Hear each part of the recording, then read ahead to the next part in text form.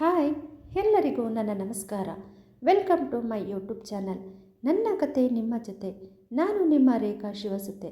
ದಯವಿಟ್ಟು ನನ್ನ ಚಾನಲ್ನ ಸಬ್ಸ್ಕ್ರೈಬ್ ಮಾಡಿ, ಹಾಗೆ ಲೈಕು ಕಮೆಂಟು ಶೇರ್ ಮಾಡಿ. ಬನ್ನಿ, ಪುಟ್ಟ ಗೌರಿ ಮದುವೆ ಮುಂದಿನ ಕಥೆಯನ್ನು ಕೇಳೋಣ. ಪುಟ್ಟ ಗೌರಿ ಮದುವೆ ಭಾಗ 20. ಸುಧಾ ಎಲ್ಲರಿಗೂ ಕಾಫಿ ಮಾಡಿಕೊಂಡು ಬಂದು ಕೊಟ್ಟು ತನಗೆ ಮತ್ತು ಗೌರಿಗೆ ರೂಮಿಗೆ ತೆಗೆದುಕೊಂಡು ಹೋಗುತ್ತಾಳೆ. ಅವಳ ಕೈಗೆ ಕಾಫಿ ಲೋಟ ಕೊಡುತ್ತಾ, ಗೌರಿ, ಹೇಗಿದ್ರೂ ನೀರು ಕಾದಿದೆ, ಹೋಗಿ ಸ್ನಾನ ಮಾಡು. ಡಾಕ್ಟರ್ ಹೇಳಿರೋದು ನೆನಪಿದೆ ತಾನೆ? ಆ ಕೈಗೆ ನೀರು ತಾಗದಂತೆ ನೀರು ಹಾಕು. ನಿನಗೆ ಅಷ್ಟು ಕಷ್ಟ ಆದರೆ ಹೇಳು, ನಾನೇ ಬಂದು ನಿನಗೆ ಸಹಾಯ ಮಾಡ್ತೀನಿ ಎಂದಳು. ಪರವಾಗಿಲ್ಲ ಅಕ್ಕ, ನಾನೇ ಹೇಗೋ ಮ್ಯಾನೇಜ್ ಮಾಡ್ಕೋತೀನಿ, ಏನೂ ತೊಂದರೆ ಇಲ್ಲ. ಆದರೆ ಅಕ್ಕ, ನಾನು ನೆನ್ನೆ ಬರಬೇಕಾದ್ರೆ ನನ್ನ ಯಾವ ಬಟ್ಟೆನೂ ತಗೊಂಡು ಬಂದಿಲ್ಲ ಎಂದಳು. ಹೋಗಲಿ ಬಿಡು, ನನ್ನವೇ ಕೆಲವು ಚೂಡಿದಾರ್ ಇದೆ, ಸ್ವಲ್ಪ ಟೈಟ್ ಅಂತ ಹೇಳಿ ಹಾಗೆ ಇಟ್ಟಿದ್ದೆ. ಮೋಸ್ಟ್ಲಿ ನಿನಗೆ ಹಾಕಬಹುದು ಅನಿಸುತ್ತೆ. ಸ್ಲೀವ್ಸ್ ಸ್ವಲ್ಪ ಚಿಕ್ಕದೇ ಇರೋದನ್ನು ನೋಡಿ ಕೊಡ್ತೀನಿ. ಯಾಕಂದರೆ 3/4 ಇರೋದು ಹಾಕೋದಕ್ಕೆ ಹೋದರೆ ಗಾಯಕ್ಕೆ ಟಚ್ ಆಗುತ್ತೆ ಅಂತ ಹೇಳಿ ಗೌರಿಗೆ ಹೊಂದುವಂತಹ ಬಟ್ಟೆ ಹುಡುಕಿ ಕೊಟ್ಟಳು. ಗೌರಿಯೇ ಒಂದು ಟಬ್ಬಿಗೆ ನೀರನ್ನು ಹಾಕಿಕೊಂಡು ಹೇಗೋ ಕಷ್ಟಪಟ್ಟು ಸ್ನಾನ ಮುಗಿಸಿ ಬಂದಿದ್ದಳು. ಅಷ್ಟರಲ್ಲಿ ದೋಸೆ ಮಾಡಿದ್ದ ಸುಧಾ ತಿಂಡಿಯೆಲ್ಲ ತೆಗೆದುಕೊಂಡು ಬಂದು ಡೈನಿಂಗ್ ಟೇಬಲ್ ಮೇಲೆ ಜೋಡಿಸಿದ್ದಳು. ಗಂಡ ಅತ್ತೆ ಮಾವನಿಗೆ ಬಡಿಸಿದ ನಂತರ ನಂಜಮ್ಮನ ಭಯಕ್ಕೆ ತನ್ನ ರೂಮಿನಲ್ಲಿ ಉಳಿದಿದ್ದ ಗೌರಿಗೂ ಸಹ ತಿಂಡಿ ಹಾಕಿಕೊಂಡು ಹೋಗಿ ಕೊಟ್ಟು ಬಂದಿದ್ದಳು. ಅದನ್ನು ನೋಡಿದ ನಂಜಮ್ಮ, ಸುಧಾ, ನೀನೇನು ಅವಳ ಕೆಲಸದವಳ? ಹೊಟ್ಟೆ ಹಸಿದರೆ ಅವಳೇ ಬಂದು ತಿಂತಾಳೆ. ನೀನು ನಿನ್ನ ಕೆಲಸ ಎಷ್ಟಿದೆಯೋ ಅಷ್ಟು ನೋಡ್ಕೊ ಸಾಕು ಎಂದರು. 1-2 ದಿನ ಅಷ್ಟೇ ಅತ್ತೆ, ಅವಳ ಕೈ ವಾಸಿ ಆದಮೇಲೆ ಅವಳೇ ಅವಳ ಕೆಲಸನ ಮಾಡ್ಕೋತಾಳೆ ಎಂದಳು. ಮದುವೆಗೂ ಮುಂಚೆ ಈ ಥರ ಕೈ ಏಟಾದಾಗ ಅವಳ ಸೇವೆ ಮಾಡೋದಕ್ಕೆ ಅವಳಪ್ಪ ಆಳುಗಳನ್ನ ಏನು ಇಟ್ಟಿರಲಿಲ್ಲ, ಕೋಪದಲ್ಲಿ ಹೇಳಿದರು ನಂಜಮ್ಮ. ಆಗ ಶೇಖರ, ಅಲ್ಲ ನಂಜಿ, ಮಾಡ್ತಾ ಇರೋ ಅವಳಿಗೆ ಏನೂ ಬೇಜಾರಿಲ್ಲ, ನಿನಗೇನು ಸಮಸ್ಯೆ? ಎಲ್ಲರ ಮನೆಗಳಲ್ಲಿ ಓರ್ಗಿತಿಯರು ಹೊಂದಾಣಿಕೆಯಿಂದ ಇಲ್ಲ ಅಂತ ಚಿಂತೆ ಮಾಡ್ತಾರೆ.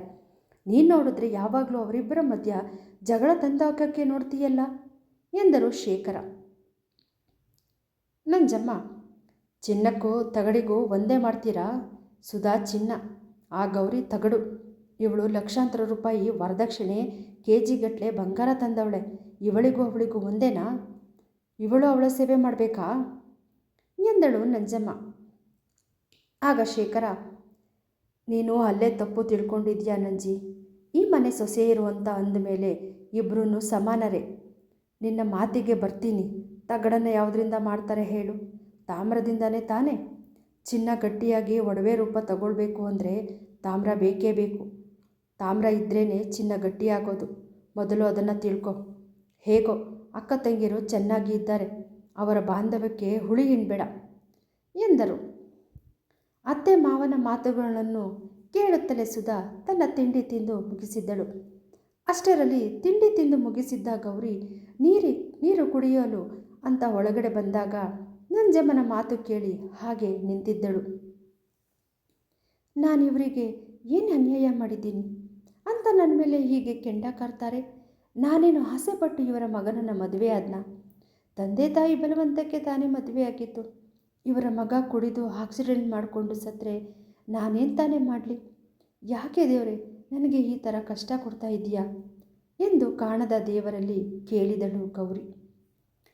ಅಂದಿನಿಂದ ಸಾಧ್ಯವಾದಷ್ಟು ಸುಧಾಗೆ ಹೊರೆಯಾಗದಂತೆ ತನ್ನ ಕೈಲಾದ ಕೆಲಸ ಮಾಡಿಕೊಳ್ಳಲು ಶುರು ಮಾಡಿದಳು. ವಾರ ಕಳೆದಿತ್ತು. ಕೈಗೆ ಆಗಿದ್ದ ಗಾಯ ಸ್ವಲ್ಪ ಸ್ವಲ್ಪವೇ ವಾಸಿಯಾಗುತ್ತಾ ಬಂದಿತ್ತು. ಸ್ವಲ್ಪ ದಿನ ಕಳೆದ ನಂತರ ಎಲ್ಲ ಪ್ರೊಸೀಜರ್ ಮುಗಿದು ಗೌರಿ ಅಕೌಂಟಿಗೆ ಹಣ ಬಂದಿತ್ತು.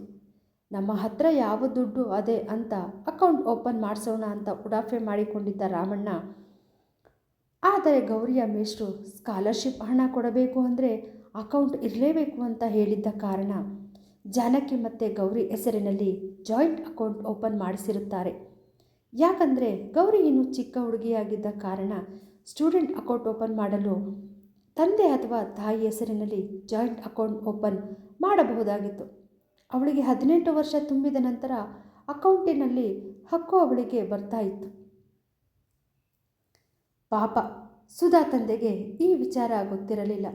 ಈಗ ಗೌರಿ ಹೆಸರಲ್ಲಿ ಇರೋ ಹಣನ ಡ್ರಾ ಮಾಡಬೇಕು ಅಂದರೆ ಅವಳ ತಾಯಿ ಜಾನಕಿ ಬಂದು ಸಹಿ ಮಾಡಬೇಕು. ಇಲ್ಲ ಅಂತಂದರೆ ಆ ಹಣ ಡ್ರಾ ಮಾಡೋದಕ್ಕೆ ಸಾಧ್ಯ ಇಲ್ಲ. ಗೌರಿ ಅಕೌಂಟಿಗೆ ಹಣ ಬಂದಿರೋ ವಿಚಾರ ಸುಧಾ ತಂದೆ ಗೋಪಾಲಯ್ಯನಿಗೆ ಹೇಗೋ ಗೊತ್ತಾಯಿತು. ಈ ವಿಚಾರ ತಿಳಿಸಬೇಕು ಅಂತಲೇ ನಂಜಮ್ಮನ ಮನೆಗೆ ಬಂದಿದ್ದರು. ನಂಜಮ್ಮ, ಏನು ಬೀಗ್ರೆ, ಹೇಳದೆ ಕೇಳದೆ ಬಂದು ಬಿಟ್ಟಿದ್ದೀರಾ, ಏನು ಸಮಾಚಾರ ಎಂದರು. ಆಗ ಗೋಪಾಲಯ್ಯ, ಒಂದು ಮುಖ್ಯವಾದ ವಿಚಾರ ತಿಳಿಸಬೇಕಾಗಿತ್ತು ಅಂತಾನೆ ಬಂದೆ. ನಿಮ್ಮ ಮಗ ಸುರೇಶನ ಇನ್ಶೂರೆನ್ಸ್ ಅಮೌಂಟ್ ಗೌರಿ ಅಕೌಂಟಿಗೆ ಬಂದಿದೆ. ನನಗೆ ಪರಿಚಯದವರು ಒಬ್ಬರು ಅಲ್ಲಿ ಕೆಲಸ ಮಾಡ್ತಾ ಇದ್ದಾರೆ. ಅವರ ಮುಖಾಂತರ ಈ ವಿಚಾರ ಗೊತ್ತಾಯಿತು. ಹೇಗಾದರೂ ಸಮಯ ಸಂದರ್ಭ ನೋಡಿಕೊಂಡು ಆ ಹಣನ ಡ್ರಾ ಮಾಡಿಸ್ಕೊಳ್ಳಿ ಎಂದರು. ಏನು, ಇನ್ಶೂರೆನ್ಸ್ ಅಮೌಂಟ್ ಬಂದೈತಾ? ಈ ವಿಚಾರ ನನಗೆ ಹೇಳಲೇ ಇಲ್ಲ ಇವಳು ಎಂದರು ನಂಜಮ್ಮ. ಆ ವಿಚಾರ ಅವಳಿಗೆ ಹೇಗೆ ಗೊತ್ತಾಗುತ್ತೆ ಹೇಳಿ?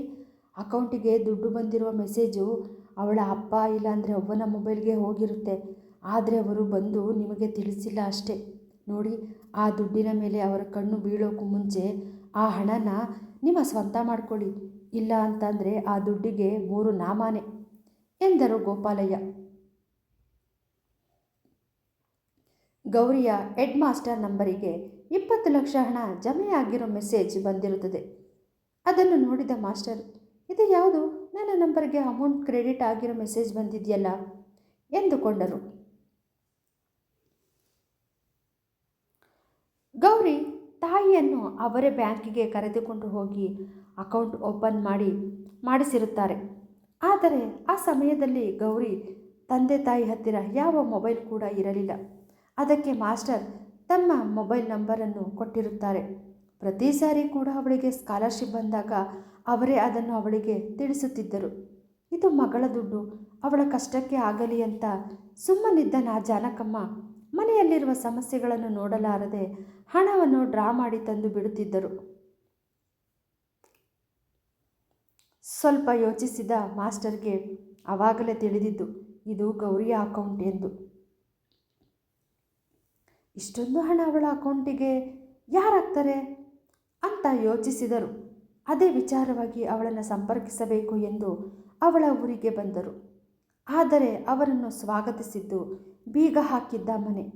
ಅಷ್ಟರಲ್ಲಿ ಅಲ್ಲಿಗೆ ಬಂದ ಅವಳ ಗೆಳತಿ ರಾಧಾಳನ್ನು ಕಂಡು, ರಾಧಾ, ಗೌರಿಯಲ್ಲಿ ಮನೆ ಬೀಗ ಹಾಕಿದ್ಯಲ್ಲ ಎಂದು ಕೇಳಿದರು. ಪಾಪ ವಿಚಾರ ತಿಳಿಯದ ರಾಧಾ, ಸರ್, ಅವಳ ಮನೆಯವರು ಧರ್ಮಸ್ಥಳಕ್ಕೆ ಅಂತ ಹೋಗಿದ್ದಾರೆ. ಜೊತೆಯಲ್ಲಿ ಗೌರಿ ಸಹ ಹೋಗಿದ್ದಾಳೆ. ಹೋಗಿ ತುಂಬ ದಿನ ಆಯಿತು. ನನಗೆ ಅನಿಸುತ್ತೆ ಅವರು ಬೇರೆ ಕಡೆ ಟ್ರಿಪ್ ಸಹ ಹಾಕ್ಕೊಂಡಿರಬೇಕು. ಅದಕ್ಕೆ ಇನ್ನೂ ಬಂದಿಲ್ಲ. ಅವಳಿಗೆ ಏನಾದರೂ ಹೇಳಬೇಕಾಗಿತ್ತ ಮೇಷ್ಟ್ರೆ ಎಂದು ಕೇಳಿದಳು. ಇಂತಹ ವಿಚಾರ ಅವಳ ಹತ್ತಿರ ಮಾತನಾಡುವುದು ಬೇಡ ಅಂತ ಅಂದುಕೊಂಡ ಮೇಷ್ಟ್ರು,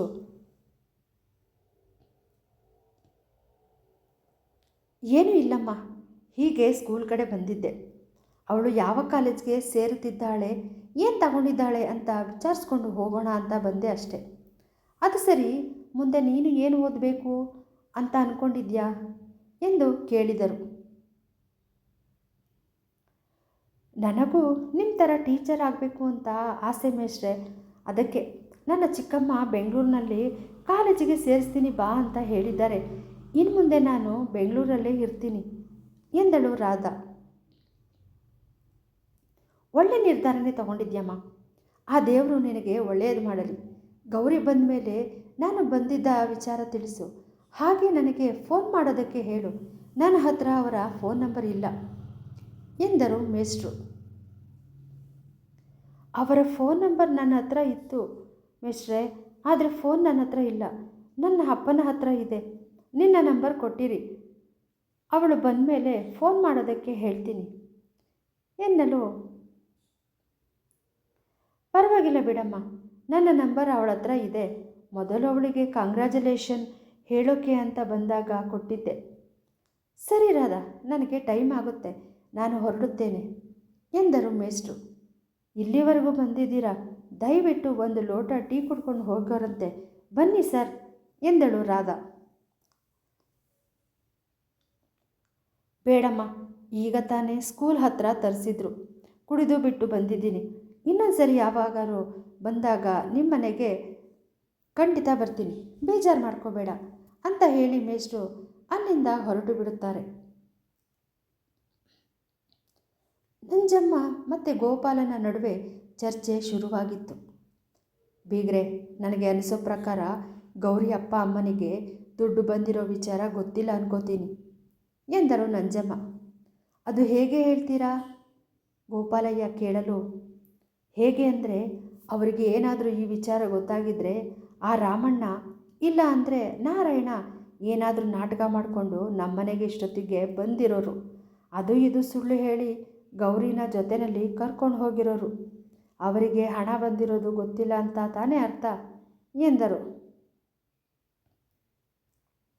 ಈ ರೀತಿ ಯೋಚಿಸಿದಾಗ ಅದು ನಿಜನೇ ಅನಿಸುತ್ತೆ.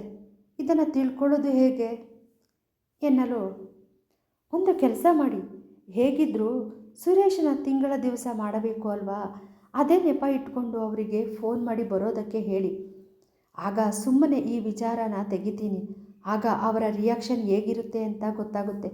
ಆವಾಗಲೇ ಅವರಿಗೆ ದುಡ್ಡು ಬಂದಿರುವುದು ಗೊತ್ತಾಗಿದೆಯೋ ಇಲ್ವೋ ಅನ್ನೋದು ನಮಗೂ ಗೊತ್ತಾಗುತ್ತೆ ಎಂದರು ಗೋಪಾಲಯ್ಯ.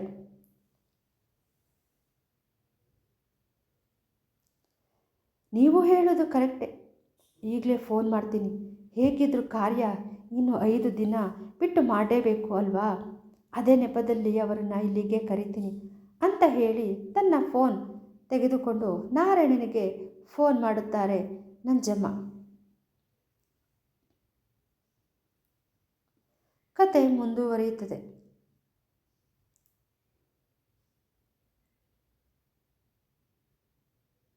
ಕಥೆಯನ್ನು ಕೇಳಿದ ನಂತರ ಹೇಗೆ ಬರ್ತಾ ಇದೆ ಅನ್ನೋದನ್ನು ದಯವಿಟ್ಟು ಕಮೆಂಟ್ ಮೂಲಕ ತಿಳಿಸಿ.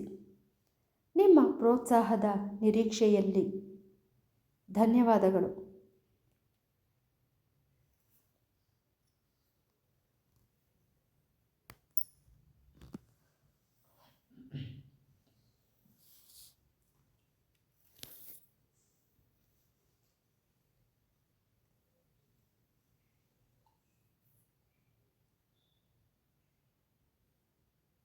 Thank you.